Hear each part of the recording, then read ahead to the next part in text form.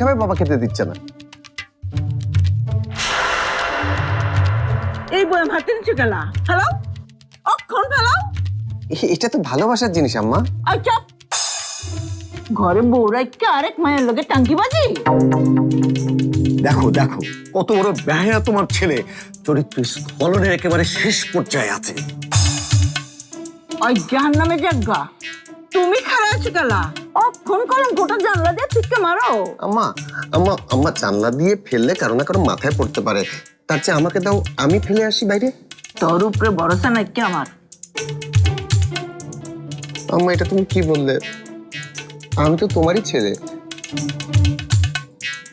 ওইছে, আচ্ছা ওরে দাও, দাও ওরে, ও ফেলাই দিয়ে আয়ুক। মনমিরাজ, জি। দূরে গিয়া এটা বাগারে ফেলাই দিয়ে আইবি, তোর বউ বাচ্চা যেন কিচ্ছু বুঝবার না পারে, বুঝছস?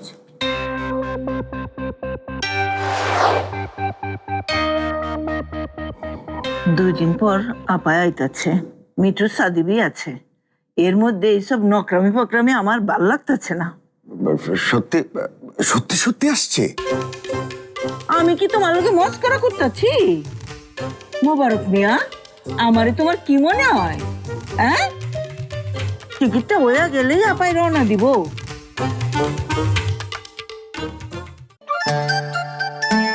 এই খাড়া শোন, আজ যা ঘুরছে তোর শাশি যাতে কিছুতেই যা জানতে না পারে। কেন? জানলে কি হইব? জানলে কি হতে বুঝস না? তোর পাড়ে হতো। কিন্তু মামু, আমি তো বাইক থেকে বাইরানোর সময় মামিরে আন্দাজ দিয়ে গেছি জবা ওই বাড়িতেই গেছে। আরে তুই তো আন্দাজ দিছস, নিশ্চিত করে তো কিছু কষ্ট নাই।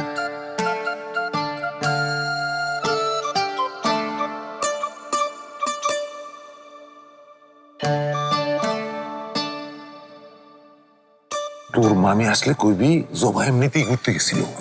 মিছে কথা করার কি দরকার?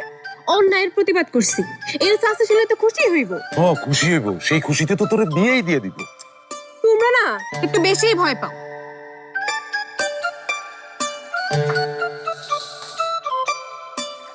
তোর বোনের সাবধান করে দিস।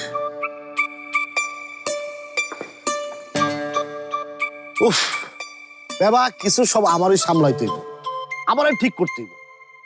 আমি এই বাড়িতে না থাকলে যে কি হইতো আর পারি না। এই সময়ে মিঠু স্যারের মতো একটা ঠান্ডা মাথার লোক দরকার ছিল এই পাগলগুলারে সামলাইতে। হ্যাঁ, একদম পারফেক্ট আছে, আপনি তাহলে পাঠিয়ে দিন।